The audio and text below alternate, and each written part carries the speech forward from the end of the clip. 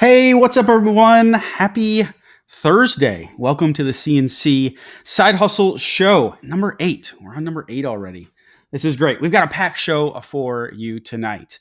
And stick around because we got the Spindle Spin coming up, our giveaway where no one can win a prize, someone can win a prize, or everyone can win a prize. So we got a lot of really cool prizes on there. And you got to be present to win. We've had some mix-ups there before. You got to be present to win. So stick around for that. That's coming up. If you're new here, welcome. I'm Andy. 7 years ago, I jumped into the world of CNC with zero experience. And since then, I have made many projects and stumbled along the way, learned the hard way. But eventually, I sold products to Harp Design Co. of HGTV and Saturday Night Live. So I made and sell products from my very own CNC. So if you're new here, welcome. We created this show to spark new ideas, to maybe learn something new. But our number one thing is that you are pumped up. We want to instill some energy, some passion into you to create cool projects. And the number one thing I want is you to run out into your shop and create something. So with that, let's see who we've got in the chat. I'm gonna jump in the chat here. If you haven't been on the show, we save all of our questions for last. It's not because you're not our number one priority. You actually are. But we do this segment called the Rapid Fire Q&A. So we have Paul from Bees Boards queuing up all the questions behind the scenes. So anytime you've got them, drop them in there, and they will pepper me with your questions at the end. So who we got here tonight? We've got Johnny is in the house. Kevin is in the couch. Kevin is in the house. Interceptor, K9 Striker. That's great. It looks like Kevin is on an airplane. So we got people from all over, even on airplanes here. That's a weird, think about that for a second. Like someone is like 5 miles up in the sky listening to me right now. That's weird. Hopefully you have it like on loudspeaker so everybody on the plane can hear you, Kevin. Turn it up. Subscribe, Andy Bird Builds. Let's get into CNC. Let's get the whole United States into CNC. That is my goal. We got Philip here. We've got Timber Falls. Wood. Ooh, there's one coming up. Barry. Hey, Barry. We've got Dave here. This is maybe my favorite name. Wood Smasher from Ireland. Welcome. It's late in Ireland. You, what is it? Midnight? Maybe. Yeah, 12 o'clock there. What's up, Nat Franklin? Nat. Sorry about that. Nat Franklin. Cosmin, I recognize you. Welcome in. Keith, welcome. And we've got Kevin's currently flying over Virginia. So we're 5 miles up above Virginia right now. Zentenro. I always say your name wrong. Forgive me, but welcome. Long time no talk. Yeah, so we've got a great show tonight. Like I said, really quickly here, really soon, we're going to be revealing what the CNC Kickstart is. So stay tuned for that. I cannot, don't bump that. I can almost not contain it, honestly. We've been working on this for so long. I'm just ready to like shout what it is because I truly think it's going to help so many CNCers create awesome projects. So we've got that coming up. We've got, what else we've got in here, Eric? We've got segment two, sorry. Over and under. We got a new take. Yeah, we got a new game we're going to be playing tonight. Yep. If you hear that creepy voice in the background, it's not in your head. It's Eric, who is running the show over here. He is putting this all together for you guys and making it extra special for you. So it's not like the Wizard of Oz, like the man behind the curtain. Right. Ignore the man behind the curtain. Ignore the man behind the curtain. Sweet. All right, we got San Diego in the house. Welcome, Benjamin. David from Utah. K9 Striker. Corey from Avid sent you. Yes, I saw your message earlier. Corey is such a great guy. Corey from Average CNC is a good friend of mine and such a helpful person. So that's great. All right. Well, let's head into our first segment.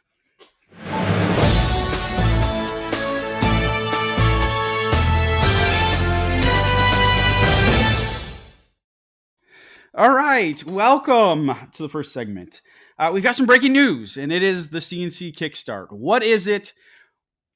Who is it for? When is it coming? So let's be real. Let's start here. Let's be real. Getting started with CNC can feel overwhelming. What CNC to buy? What bits to get? What bits to use? A lot of material, ruined from mistakes. And I think I see a lot of people going from excitement with CNC, especially when they order. Here, if there's any brands out there, I'm going to throw a left jab in here. When they place an order for a CNC and then have 12-week or 16-week lead times, there's nothing that ruins CNC excitement more than that. But anyways, our excitement, it's really easy to go from excited to frustrated very quickly. So that is exactly why I created the CNC Kickstart, to give you a roadmap to consistent, repetitive results without frustration, without wasted time and money. So what is it? What is it, Andy? You may have seen our Easter eggs that we've dropped the last couple weeks. Maybe you haven't. I did talk about it a little bit in the last show. But what is it? So it's a beginner-friendly, step-by-step 7-module course that takes the guesswork out of CNC. I designed it to feel like you're in the shop with me. This isn't a classroom. I know I said the word course and everybody cringes, but this isn't a classroom setting. This is you in the shop creating with me, the closest we can get to it without doing it live. And so step by step from the very beginning all the way to finishing your projects, we do it together. I believe that the only way to get better at something is to do it hands-on, not to learn. Learning is good, but if we actually want to see results and actually want to create cool projects with our CNC, then we need to do it, and we need to get some reps in. Anytime an athlete or anytime anybody is trying to get better at something, they put reps in, and that's how I designed this course. It's hands-on in the workshop, not a boring classroom setting. So I cover every major CNC technique, from simple profile toolpaths to pocketing toolpaths to V carving to 3D reliefs to combining different techniques.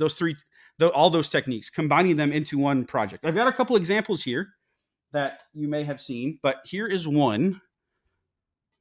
So this is a catch-all tray with American flag V carved in the bottom of it. I'm showing you a lot of V carving. I'm not meaning to. These are just a couple I grabbed. Here's a welcome home sign. This is one of the projects in the course. And so V carve sign. And then we've even got, you probably can't hear me, but we've even got a flat pack design table, plywood table in there. So when I designed it, my team and I have been working literally for over 6 months on this in the background, and the projects are very, very intentional for you to get the exposure and get the skills needed in all the different major disciplines of CNC. And so flat pack furniture, carving plywood, carving cedar, carving hardwoods, pine, using different bits. I designed it to expose you and to give you a clear path on how to be successful consistently, not just once, but consistently in each discipline. All right. Whew. One of the cool things is, on that note, is it doesn't matter what level of CNC you have. It doesn't matter if you have a budget CNC. It doesn't matter if you have a hobby machine, a professional machine. It doesn't matter. I developed something. This is the first time I'm sharing this. The name is not trademarked, but don't steal it. I developed what I'm calling my super simple CNC workflow. It applies to every setup. And to demonstrate that in the course, I actually use 3 different CNC machines. I use 3 different control softwares, and I use 2 different CAD CAM softwares. And there's even some mixing and matching in those. And I did this to nothing changes with the workflow, with what machine you have, what software you have. And that's all intentional. And if you don't have a CNC yet, we cover that as well. So we lay a lot of groundwork. We help you get started. So my number one goal is to see people successful with CNC. And because I want you to have that hold it in your hand, that feeling. I still remember I wish I had it, but I gave it to my mom. I still remember that feeling that when I created my first project in 2017, and I held it in my hand for the first time. And I was like, I made this. Now I know people are going to argue with me. You didn't make that, Andy. The machine made it. I told the machine what to do to make something successful. And so that is my goal, is I want to see people create with their CNC. So who is it for? Who's it for? This is another one of the questions that I wanted to answer tonight. Well, it's for beginners that want to learn how to operate their CNC like a pro, to build a workflow, to have a workflow that they can rely on every single time. It's for anybody that's tired of inconsistent results. You know that the lack of confidence is the number one thing that keeps people from creating on their CNC. Because why would you want to keep going back and doing something if you know you can't get good results? If you experience failure and you don't know what you did wrong. And so if you want to avoid mistakes and wasted materials. But it's also for CNC enthusiasts who already have basic skills that want to level up and learn advanced projects, to do advanced projects, and to create more advanced projects. So I already said this, but I created this course to make your CNC time more productive, enjoyable, because I know how overwhelming it can feel. And actually, when I first got started in 2017, I know I just said that I created a project, but I didn't do that on day one. It actually, back then, we didn't have the machines that we have now that are easy to assemble. And it took me a month to assemble it because I was frustrated, and I got frustrated, and I set it to the side. It really didn't take that long. I could have assembled it in 2 days. But we've come a long way since then. But I still remember that feeling. I remember the feeling of breaking my first bit. I remember the feeling of hitting my first clamp. I remember the feeling having my double-sided tape break loose. But I also know the feeling, and this is something we can chuckle about, of I had a palm router as my spindle, and having that baby turned up to 30,000 RPMs on level 6 and scooting along at 20 inches per minute. Now, if you have any experience at all with CNC, you're laughing right now, but I had that thing screaming. I'm surprised it wasn't making smoke. It was going so fast. So, but I laugh at all those things. But there's also a time where I stepped away from CNC for 6 months. And because, the learning curve was steep. I felt like I had put so much into it I bought a CNC to create cool projects and to make money with it. I didn't buy a CNC to learn the software. I didn't buy a CNC to learn all the nuances. I learned it to create cool projects. And so that's why I created the CNC Kickstart. This is what I wish I had when I got started. So when does it come out? Drum roll, please. This summer. I don't have an exact date for you yet.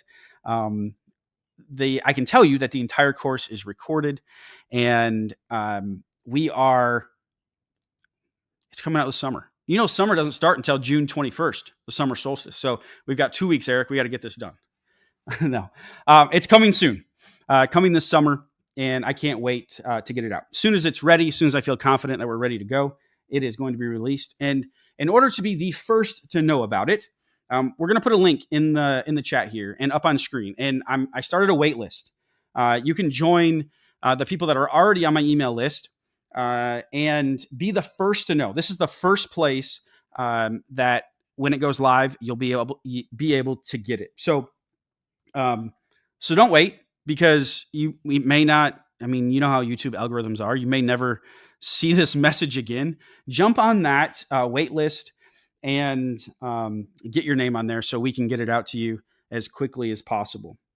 So again, the CNC Kickstart is to help you create confidently, repetitively. And I believe that we created the first resource that exists out there that you can do this and you can approach your CNC with confidence time after time. Let's head to the next segment.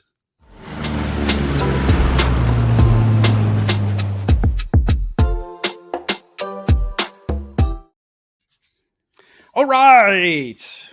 So it's kind of weird going from like, hey, let me tell you about something. It really wasn't a segment, but that was an awkward transition. Forgive me. But we got a fun game now. So we actually mixed it up a little bit. We mixed it. We're mixing it up a little bit. Eric is mixing it up, but we're playing a different version of Guess the Price, and it's called Over or Under. So this is gonna be exciting. So here's how the game is going to work. Eric will show us a CNC product and a price. We'll guess if the actual price is over or under the price given. Okay, here we go. First item up is this pizza peel. Pizza peel.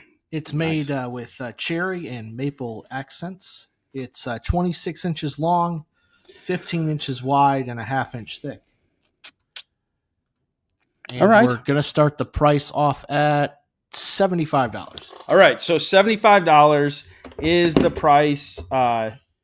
Over or under that? That's a tough one. All right. So I'm thinking through walnut. Is it over or under 75? I mean, that's a lot of walnut too. I'm thinking material cost alone, that should be more than that. So I'm gonna go above. I'm gonna go above. What else we got out here? Who else thinks? We've got some overs. Under? Okay. Under, over. A lot of people think, what do you think? You think it's split? It looks pretty split. Looks like pretty split, over, under. Okay. We still got people guessing price though. But that's all right. That's okay. Nat, you're good. You're good. We're going to go, if they guess the price, it's over, right? Depends what price they put up. Double win. Yeah. All right, Eric, what is the actual price? Okay, here we go. Pizza peel is $109. All right. Who had over? That's cool. $109 for a pizza peel. What do you all think about that? You think that's high? You think that's low for your area? I'm guessing you probably have maybe 20. I'm guessing here $25 in materials into wood into that. So I think $80. It really doesn't take. The thing is it shouldn't take too long to make.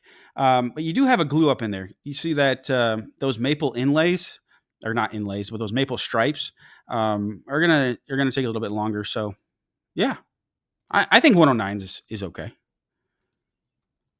Okay, here we go. Second item. Ooh. This is a litter box cover.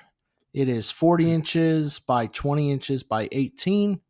It's all handmade, and then, of course, has the cat door carved into it. Yeah, that's kind of cool. So I'm guessing you could make this out of, you could make this out of some nicer pine, not like 2x4s, but like some select pine. But also you can make this out of poplar, and it's all stained with a clear coat. The lid lifts up and has hinges for easy access. It's cool. So we're going to start it at $250. Ooh. You're not making these easy. Let's see here.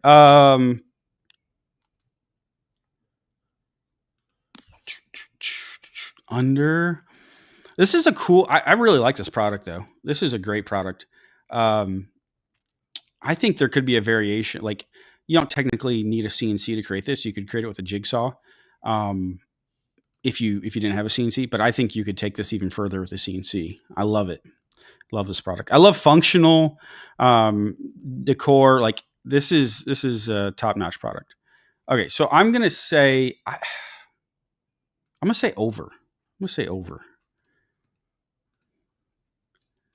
Okay, here we go. Actual price is $3.99. Yeah. So I'm not talking about I got right. I love when people charge what something is like worth.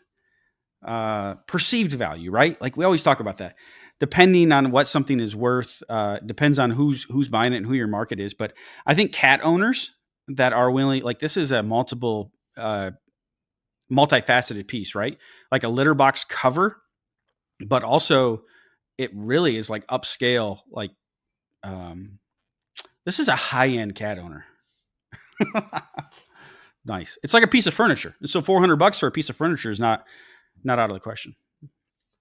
okay. Here we go. Next item is Ooh. a pedal board for guitar pedals. Yeah. And this, the picture is actually smaller than the one we're going to price out, but the one we're going to price out is 23 inches long, 14 inches wide, and 7 inches thick. This is just Baltic birch. It is slot and joint, so you have the option of gluing it up when you receive it, or you can actually make this portable if you were taking it, say, to shows. And so is this like that. is this like store? Forgive my non-musical inclined take, but is this for like storage? Yeah, so these are effects pedals, and so you would use these on your guitar to make them sound different. So it's not just storage; you actually would play your guitar while having all your pedals out, so that you could press them and turn them on or off. We're going to start the price at this one at $125. Ooh, $125. This is a great CNC product. Looks like we've got some fillets in there in the corners. Some cool joinery too. I like that joinery, which we do in the to build that table that I showed you in the CNC Kickstart. We use fillets. Fillets are they open up this world of possibility. So that's really cool. So I'm going to go Baltic birch, 3/4 inch Baltic birch, half a sheet. Let's say half a sheet. What'd you say, Eric? What was the price? Oh, sorry. The price we were going for was $125. $125. I think it's over. I'm going over. Who else has over? We got a lot of mixed, which is good. That means my price guess was good. All right. Okay, here we go. You ready? Let's do it. Over. The answer is 109. 109. Oh man. Okay. The thing is obviously this isn't, once you have the file, this isn't hard to create. And it's very, very repetitive, but you got a half a sheet of 3/4 inch Baltic birch. I mean, you're talking, I don't know about you all, but unless I'm way off on my half a sheet, maybe it's a quarter sheet, but still, I don't know any 3/4 inch nice Baltic birch that's under $100 a sheet. So, yeah. I like this Cosman's put. Like I said, guitar players are poor. Okay. Touche. Just so you know, though, Cosman, I mean, there's at least $500-600 worth of pedals on that. So there's a reason they're poor. Yeah. All right. Okay, cool. Here we go. What do we got? Next item is this really cool radiator cover. And so this radiator cover is made of MDF paint and wax. It is the one we're going to price is 36 by 20 by 11 inches deep. Do you see the amount of painting on this? It just makes me cringe. This design's really cool. You'd spray this. There's no way you'd paint this by hand. I mean, you could. I've painted worse by hand, but it's miserable. Okay, we're going to start this radiator cover at $275. Man, could you pay me $275 to paint it? I don't know.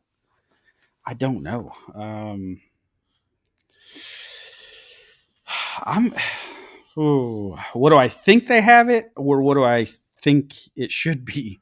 what is he selling these for? And he's selling a lot of them. This guy is in New York City, so he's selling them to people that got the old. Okay. Yeah. Ooh, that's good to know. Yeah, Does that change your answer? It Anybody? might.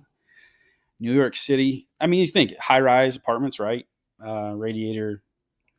I'm gonna go over. I think he should be selling them for more than that. Unless that material, let's say it's not wood, and let's just play it out. I don't know what he's making them out of. Did it say? MDF. He's making. Oh, jeez. Oh, that makes me cringe. Whoever this guy is, he's a saint. MDF. Ooh. Seriously, I feel that. Like, knowing you have to paint all that. All right. I'm gonna go. Yeah, I'm gonna go over. Okay. What does everybody else think? We have a mixture again. Yeah, all right. Let's see who's right. Okay, the answer is $450. $450. He has experienced firsthand how miserable this is to paint, because he has under $50 in wood into that. Looks like 1/2-inch MDF, maybe 3/4, but 1/2-inch MDF. That's all painting right there. All right, raise your hand. Raise your hand if you like to paint. Anybody like to paint here? Yeah, I didn't think so. Here we go. Our next item is this. Outdoor portable table. This is cool. Yeah, it's got a fiberglass stake that goes to the bottom of it. Okay. It is roughly 22 inches by 12 by 11, and like I said, that tabletop has a hinge in it. You can kind of see that bolt there with the ring. And so you can fold it, pack it up, take it with you. Okay. Hey, Paul, our moderator, is going to an RV show next week. Here you go, Paul. Just crank some of these out. These would probably sell like hotcakes. Okay, so here we go. We're going to start at $100 even. Ooh. There's actually quite a bit going on here. It's a cool design. It's a really cool design. Back to Cosman's angle. Are campers poor? People who camp, are they poor? They don't call it glamping for any reason. These aren't campers. These are glampers. So $100. I think it's under $100. I think it's under. What do you all think? We've got a little bit of a mix. It seems like most people are over. Okay, more over. I like it. All right. So let's see. What do we got? Okay, here we go. $63. $63. Winner, chicken dinner. Who was under? Who was team under? Ken was team under. Yeah. That does seem pretty, I don't know. It's kind of a mixture. Like, make a bunch of these, right? 63. Yeah, I don't know. Yeah, and that's without the custom work you see there on the tabletop. Okay. All right. Now you tell us, Eric. Sorry. That changed everything. All right. Here we got one more? Yeah, last one is one more. This really cool kids bench / kind of storage area here. And so we're pricing it with the side storage there. So this is roughly 45 inches by 29 inches by 14 and a half.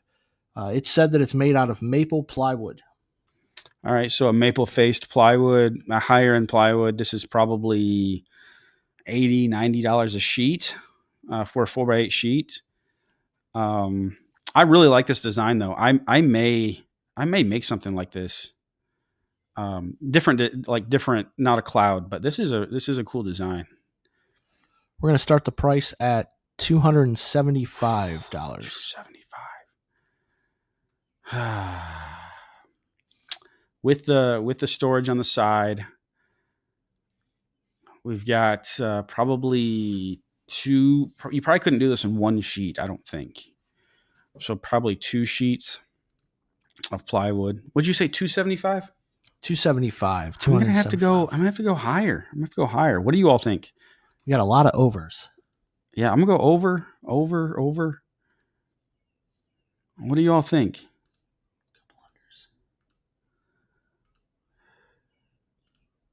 All right. I like it.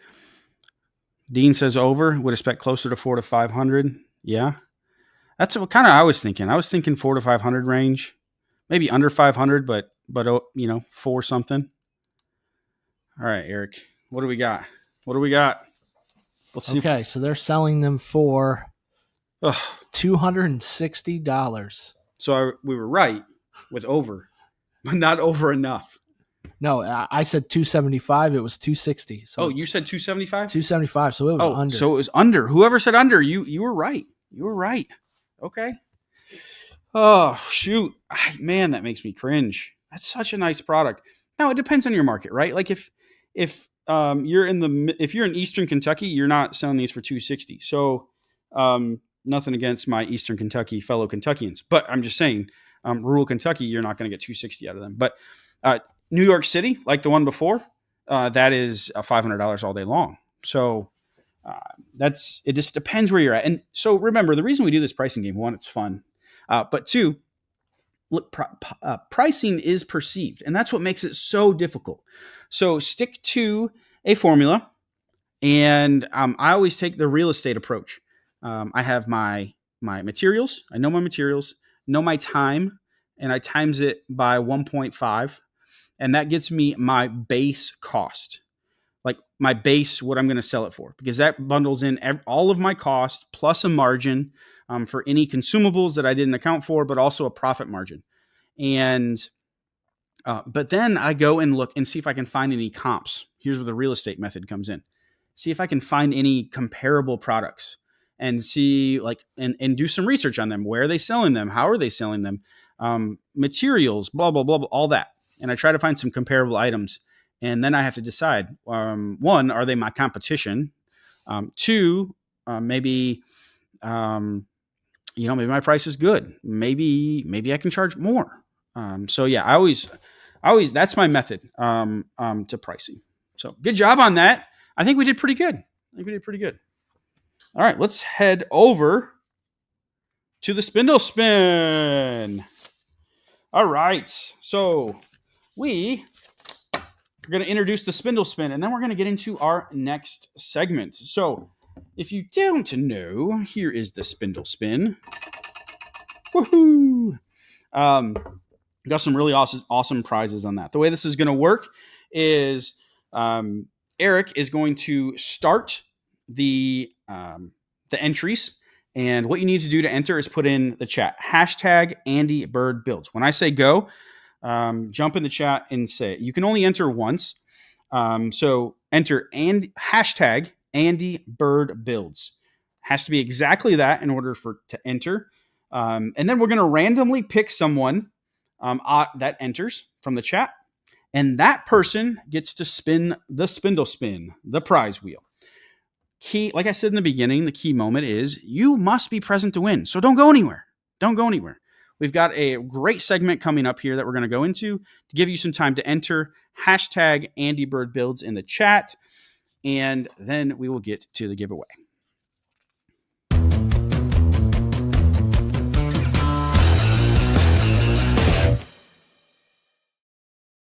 All right, here we are in fails and fixes.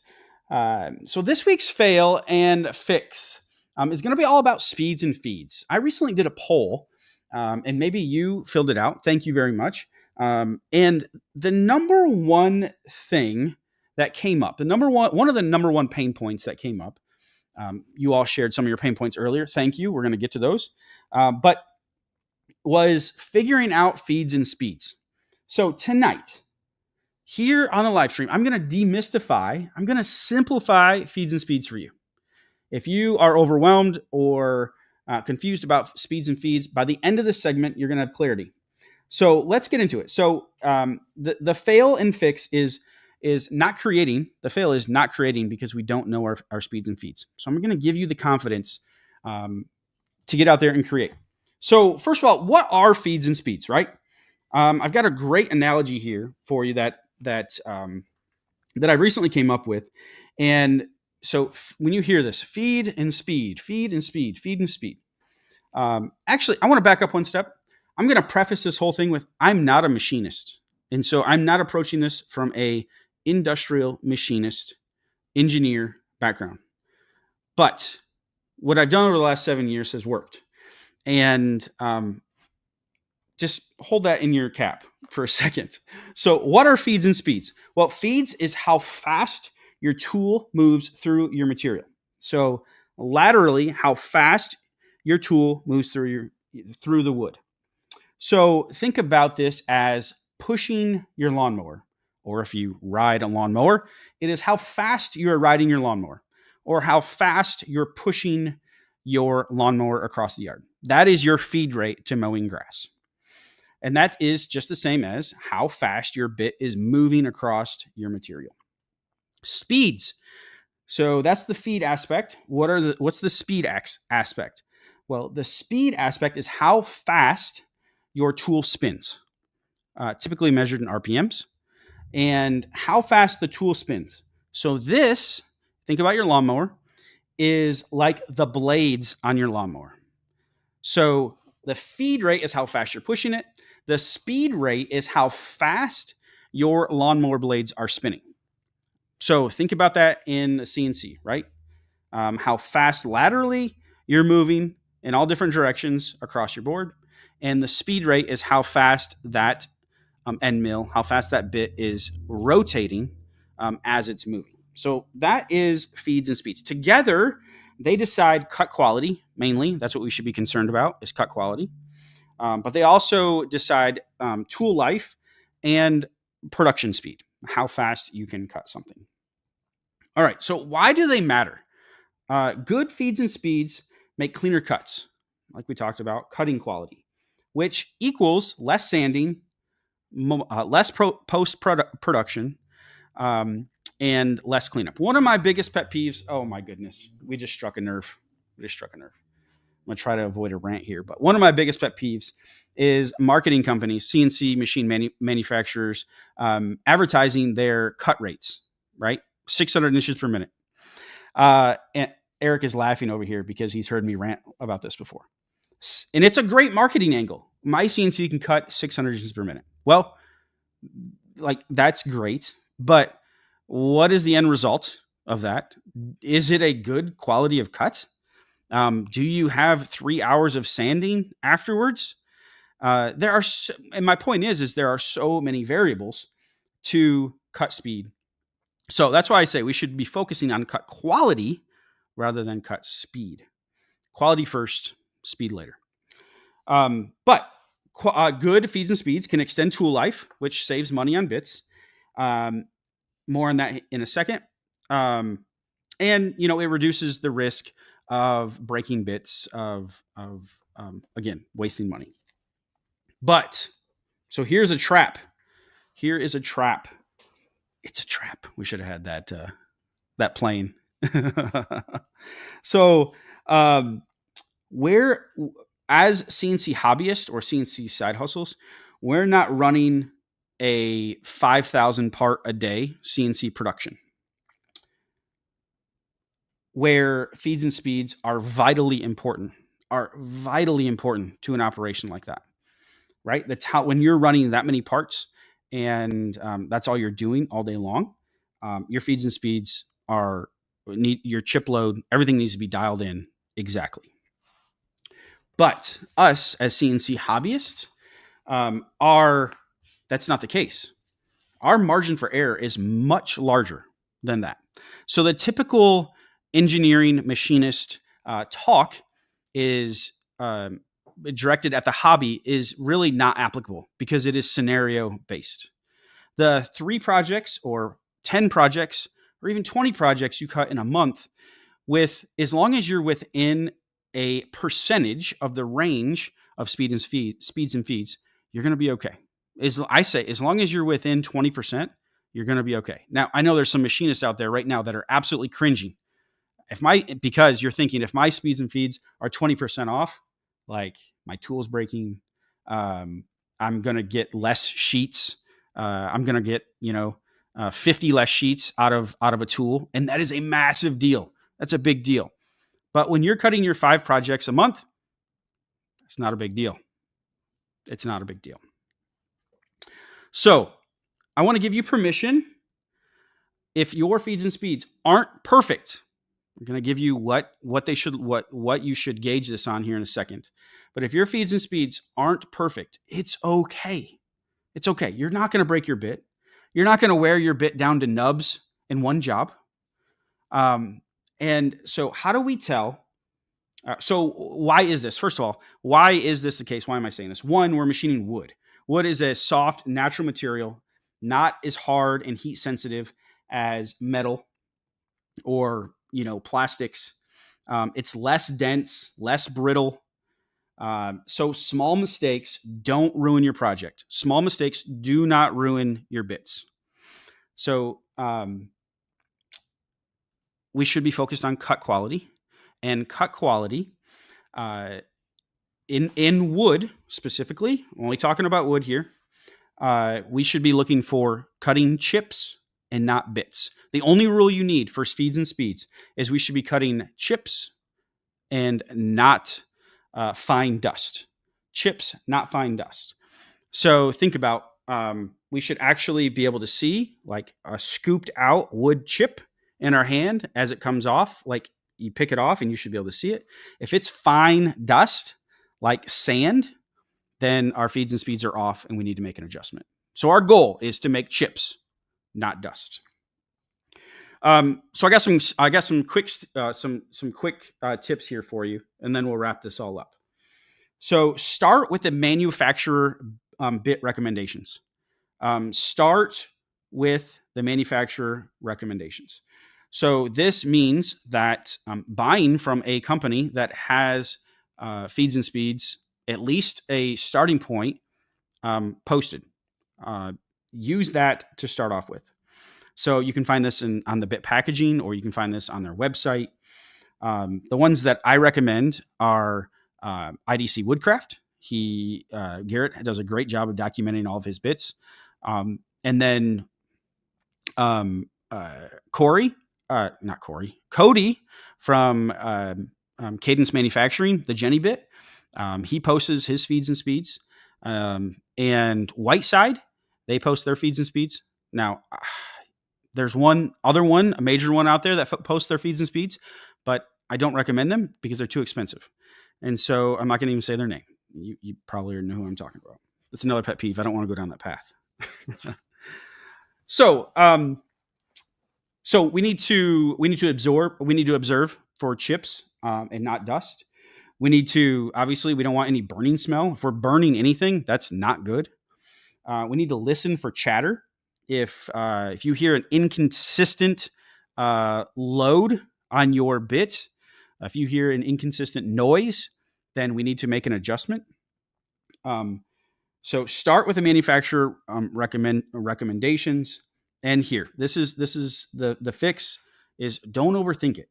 Don't overthink it. Practice makes perfect. If you are really uncertain and you're worried about breaking a $20, $30, $40, $50 bit, go to Amazon and buy a 10-pack for $20. I know you may not be able to find the speeds and feeds recommendation, but look on one of these other manufacturers' website for it. And because it's much easier to swallow breaking a $2 bit than it is a $20, $30, $40, $50, $60, $70 bit. So remember, feeds are how fast we're pushing the lawnmower. Speeds is how fast your RPMs are on your bit. Remember, wood is forgiving. Don't stress about it too much. Start simple, listen to your machine, and adjust as needed. So don't let feeds and speeds keep you from creating. So create with confidence and use those tips, and you'll be set up for good. All right. So if you got any questions on any feeds and speeds, we're going to hit I'm going to hit the hot seat here coming up. So any feeds and speeds questions, pepper me with them. Hit them with me and hit hit me with them. There we go. Drop them in the chat if you've got any questions on that. And we're going to head to our giveaway.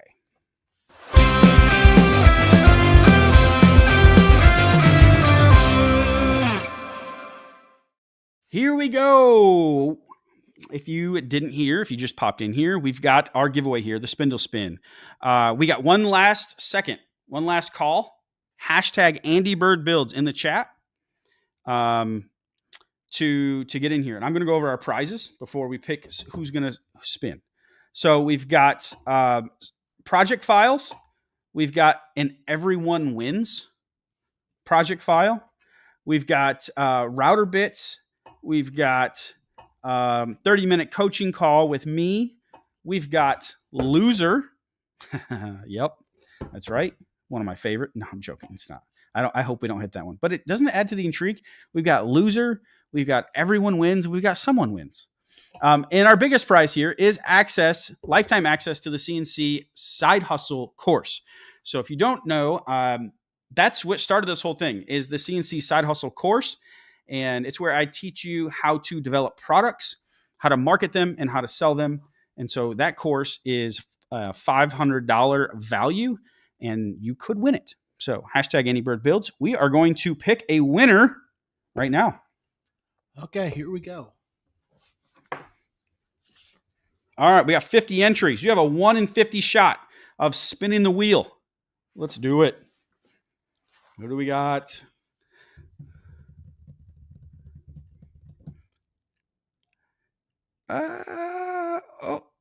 Cosmin,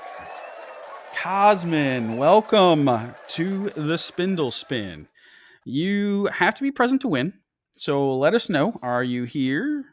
Yeah, they're already here. Yo! All right, let's do this. All right, so Cosmin, picture that you are sitting next to me and you are spinning this. I'm going to spin it for you. But just so like it doesn't land on any certain one. There's no rhyme or reason to it. All right. I'm not going to even look at it. I'm just going to give it a good spin. Let me know when we're ready. Ready, Eric? Here we go.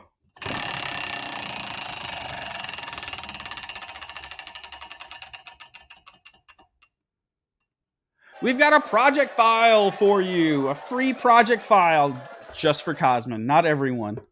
That's a bummer. I want to give everyone a prize. You know what? I'm in a giving mood. Do we have the ability? We do? We do. Okay. You know, Cosmin, you won. You won. Congratulations. But you know what? It's the CNC Kickstart. I wasn't planning on doing this, but how about we make it everyone wins, right? And so what we're going to do is we're going to put a form up on the screen. And if you are here, if you are present, you won too. You owe Cosmin a drink. So go to that link, that bit.ly link there. Do we got it in the chat, Eric? I can put it in there. Yeah. Put it in the chat, and everybody wins. Woo! In honor of the CNC Kickstart, I'm feeling extra generous. Everybody is going to win a free project file. Which project file should we do? Cosmin, how about you pick? Cosmin, you pick. Go to AndyBirdBuilds.com, and if you could, if you don't want to pick, I'll pick for you. But you can pick which file everybody gets, and everybody gets it for free. So, Cosmin, let us know. Just drop it in the chat. We're going to continue on. But whatever a project that Cosmin picks and lets us know, you all are going to get that one for free. All right. Just make sure you head to that bit.ly link, and that way we can get your information. We'll send it all out. We'll send it to you. All right. Cool. All right, Cosmin, let us know which one you pick. Let us know which one you pick. But congratulations. So let's head to our last segment here. Get any last minute questions in for the rapid fire Q&A, and I'm going to be on the hot seat answering your questions.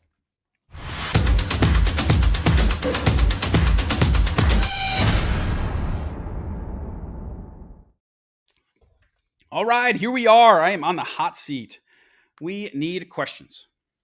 All right. If you don't got any questions, that's fine too. I can just blabber for a little bit longer if that's what you guys want. Um, but let me know if you got any questions about CNC, about business, about um, lasers. I don't talk about lasers all that much, but I've got lasers. I've got a bunch of CNCs. I've ran every different level of CNC, budget CNC, up to the Avid, which is a production prosumer professional CNC. Yeah, hit me with those questions. All right. Dean says, how do you sell what it's worth? I get time and time again that you can get that at Hobby Lobby for $20. Great question. Great question. So the first thing that comes to mind is kind of brutal, but it's like, not everyone is your customer. If someone tells me that, if it's justified, right? Like, if someone tells me that they can get it for $20 at Hobby Lobby, I'm not in the right place. I'm not selling in the right place. People don't value what I make, and so I would actually probably go the opposite way, and I would start charging more. Like I would just because I would weed those people out. One of the benefits of raising your prices is you weed what I call them tire kickers out. And this is one of the reasons why I don't like Facebook, because Facebook, everybody expects a deal, especially, everything's negotiable. And that's why I personally don't sell on Facebook. I know some people that do and have a lot of success, but you're dealing with a lot of those people that aren't your ideal customer. So my advice to you would be to either one, make something more high end and charge more, or find a different audience that values, that's looking to buy what you make.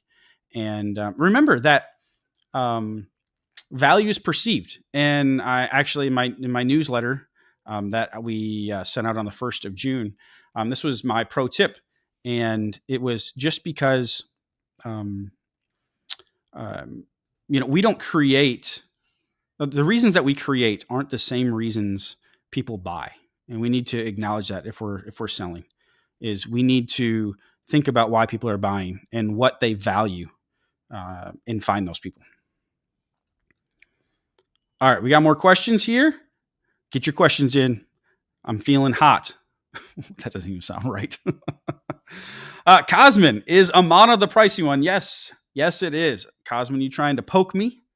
One of my pet peeves is brand new, because I did this, and I say this from experience. I did this when I first bought a CNC. I thought I needed expensive bits, and I remember vaguely breaking a $60 bit and being like, "What did I just do? $60? I paid $60 for the thing, and I didn't know what I was doing." I don't remember if I plunged too deep or if I hit a clamp, but I still remember the feeling of breaking that bit. And so the problem isn't the bit. There is a place for a $60 bit. But in the beginner with no CNC experience, it is not their hands. So that is my pet peeve. Darren says, what bit did you do the R2D2 acrylic with? Great question. This was a V-bit. There's a lot of different ways to do this. But this was I forgot what the angle was, but it was maybe a 15-degree V-bit on the back here. You could also do this with a drag bit, not a drag knife, but a drag bit. But yeah, I did it with a V-bit. All right. I have Genealogia laser machine with desk. What else can I make it aside from denim engraving? Interesting. I'm not sure what the Genealogia laser is. I'm just not familiar with it. Give us a little more information. What kind of power? If it's a diode laser, then diode lasers are generally good at engraving, not necessarily cutting material. If it's a CO2 laser, then I'm guessing it's not a CO2 laser, but maybe it is. If it's a CO2 laser, then those are typically better at cutting wood, plastics than engraving. You can still engrave with a CO2 laser, but it really shines with cutting. And so, yeah, give us a little more information there, and happy to help. All right. Anybody have another question? We've got a couple more questions here, but we're getting towards the end of them. But it's okay if you don't got anything any pressing. But if you've got any CNC problems, like we talked about at the top of the hour, we can talk about those topics as well. And actually, Paul or Eric, can you cue if there's any topics that people talked about up there, those pain points? We can talk about those as well. So Gary says favorite CNC. My personal favorite is my Avid CNC. Just because of versatility. It's big. It's the bed is bigger, right? It's a 5x10, so I literally can throw a piece of plywood on there and cut it out. Now, but that's my favorite, my personal favorite of all the ones I have. I also love my the Shapeoko 5 Pro, which is great. But also I've been running the Jimitsu lately. I've been running the Jimitsu 440 Pro Max. Let me tell you about this thing. And I need to confess.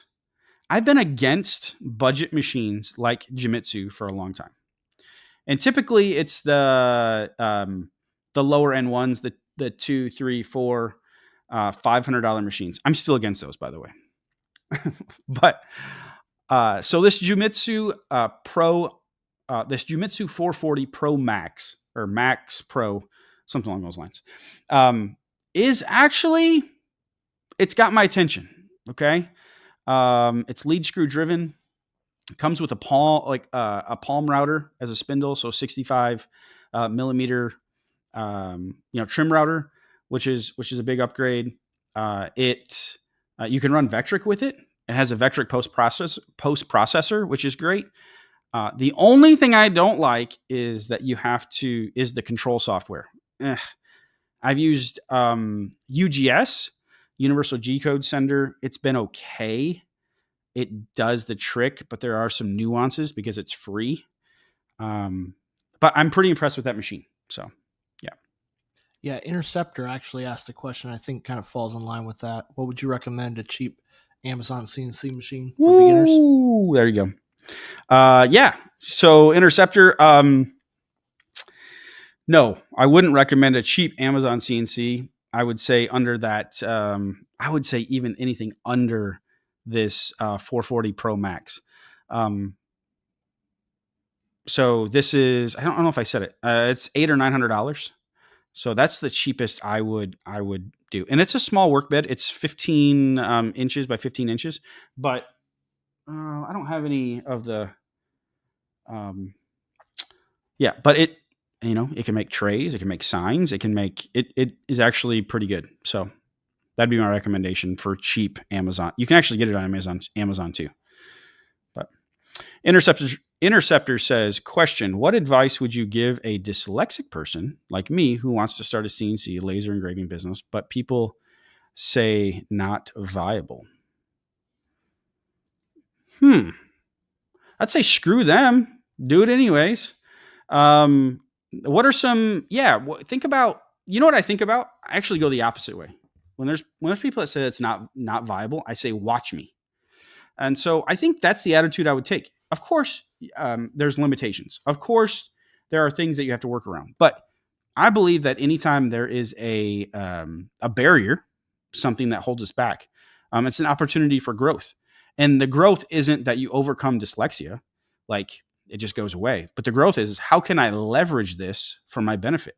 How can I serve dyslexic people? How can I come up with a product or a sign or a saying that dyslexic people would think was funny, or would, I would use it for my benefit. And I think I would go the opposite direction of the people that say that you can't do it. Marcos, what's up, Marcos? Marcos asks, building a 5x10 machine with a 3 kilowatt spindle, stronger belts, etc., and want to focus on B2B. What are your initial thoughts and quick tips to think about? Good question. So, my first thought is 5x10 machine and belts. What are your thoughts? I would think that through as far as what you want to make. Are belts the best move there? I learned on belts on a Shapeoko machine. I'm all for it. So I'm not an engineer at all, but that's my first thought. Seems like a long ways for belts. Second one is B2B is a good move if you because what I like about B2B is that they're not as attached to their money. People like selling B2C, which is so B2B is business to business, B2C is business to consumer. Consumers typically take more convincing that they, I know it sounds weird that they need something, but businesses, like, they're looking, you got to think in the way of like how if you can solve their problem, they have no problem with throwing money your way. If you can provide the value and fix their problem reliably, they don't even think twice about it. There's no emotional attachment to their money. And so I would think about that. How can I, whatever your B2B is, what product am I making? What problem is it solving? And am I conveying and building confidence that I can deliver on that? And money will just come. Okay, so this one is one of Dean's struggles. Dean says, I struggle to sell a cribbage board that cost me 150-ish for under 100. I struggle to sell a cribbage board that cost me 150. Yeah. I wouldn't sell it for under one. So Dean, to make sure I'm understanding you correctly, it cost you 150 to make and selling it for under $100. So what I'm thinking is, where can we sell? What is the first of all, what does the cribbage board look like? What is the design like? Can we increase the value or personalization or something like that to make it more valuable? Or are we just selling to the wrong people? And really, is it a high-end cribbage board that people are just undervaluing, or they don't understand the value? But my number one thing is, when I remember when I was getting started, and let me explain this. Because material costs is where it's kind of a fixed cost, right? So if I would always try to find if I could make it out of a cheaper material, if the customer didn't care what it was made out of, and I would look for a cheaper material, maybe the same material, but if I could find it cheaper, right? But that comes with some caveats as well, because I also wasted a lot of money buying junky material, right? So I would think about, can I be more efficient with my material costs or my time? And two, how can I make this more valuable? Can I put someone's name on it? Can I make it a different shape? Where's the person that I can find that's willing to pay for that? Okay, last question. All right. Rebuild or repurpose. Love it. Any ideas on how to add personalization for your customer when making custom clocks? Ooh, okay. Without seeing the clock, obviously, what are some ways? What does anybody else have any ideas as well? Drop them in the chat. If anything comes to mind. But any ideas on how to add personalization? I think I think you can get really creative here. I think dates are an easy play. Dates that mean something to somebody, whether it's kids' birthdays or family. You think about a clock; it keeps time. So dates would be really interesting. I actually I bought a really cool thing for Mother's Day. It wasn't a clock, but it could be. It was similar to this, but you could make it into a clock. But the idea that I'm thinking of is I bought it for my wife with my kids' birth dates, my two boys' birth dates on it, but it also had the phase of the moon on each one when they were born, and I thought that was really cool. Like my wife is kind of into space and stuff like that, and how cool is that? Like actually, it had a picture of the phase of the moon for each son's birthday. So again, just brainstorming here. I think dates work well. I think also themed clocks. You think, fishing comes to mind. If there was a fishing graphic, or if there was a something where it elicits like they associate the clock with something else. So you could do a lot of different. You could do got to be careful there. You could do sports teams, maybe local sports teams. That came to mind. But things like that, if that makes sense. Anybody else throw any ideas out?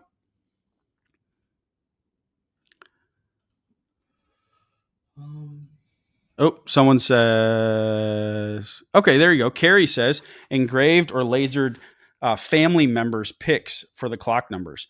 That's kind of cool. Yeah, you could get really fancy with the clock numbers. That could be just the clock numbers and don't change anything else. Or maybe it's even a family picture engraved on the clock in the middle of the clock. That could be cool too. Barry says, add animals to the face if they like animals. Yeah, you could use a pet picture as the background. Yep. Add epoxy to projects helps. Sweet. Great ideas. Anniversary. Yep. Yeah. So those are great ideas. Great ideas. Well, what a great show tonight, everyone. We've got to thank our members. We've got some community members that are great. Don't go anywhere yet. I've got my last charge to you, so don't go anywhere. But let's thank our community members.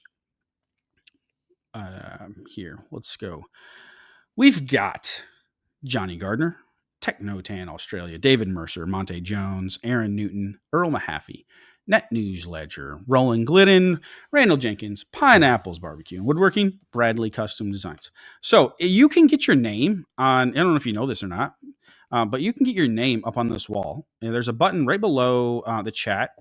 And again, you can come back and watch these later. Thousands of people come back and watch these later. So if you want to get your name ever engraved into Andy Bird Build YouTube channel, this is your opportunity. But no pressure. It's just a great way to support the channel if you choose to do so. But man, the scene. Don't forget we had Cosman, big winner tonight.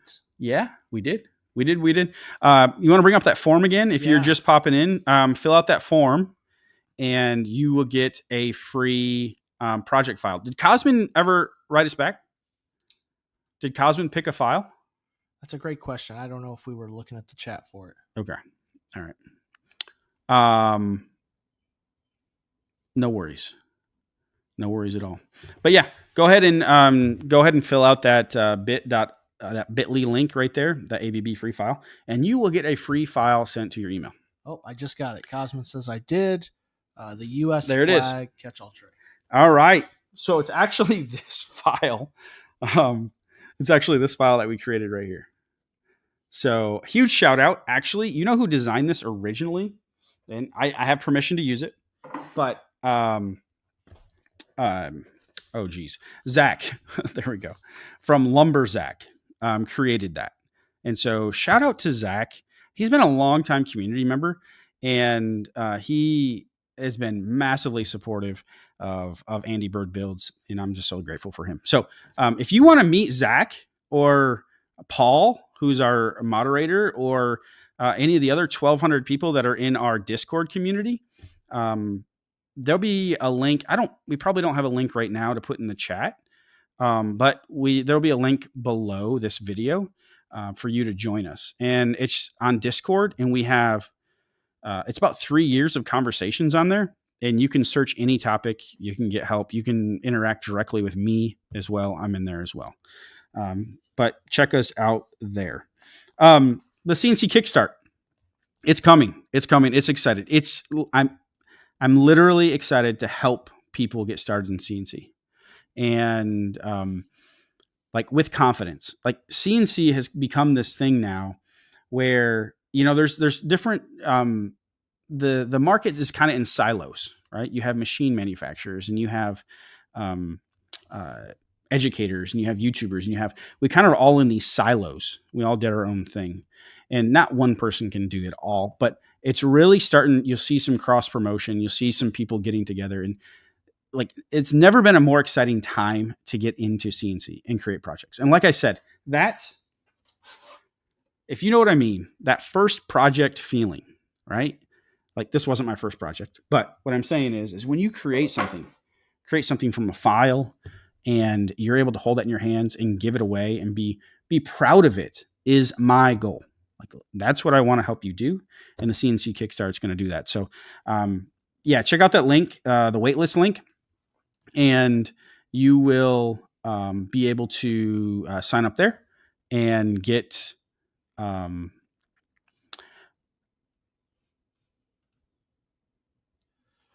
So real quick, I know a couple people are asking about the free files. So that if you go to the site, you pull it up, it'll bring like a Bitly page up first. If you click over there on the side, there's actually a Google form as well too. Yeah. Let me go ahead and I'm going to paste it into the chat for us real quick. Just the Google form link there. So yeah. There you go. So Bitly, they're a completely reputable company. What they recently did though is they put a page in between your link and the destination. So that's what people are seeing. Yeah, we just didn't want you to have to write all of that I just posted there in the comments. So yeah, so go ahead and head to that link to get a free file, the free American flag tray file. Thank you, Cosmin. Congratulations for that. But yeah, that's the CNC Kickstart is going to be great. There's nothing out there like it. And so make sure you get on that wait list, and you're going to be hearing me talk about it more coming up. And I'm really excited to share it with you all. So, but now here is our charge. Don't go anywhere. But it is your turn. Now go fire up that CNC and make something you're proud of. We'll see you next time.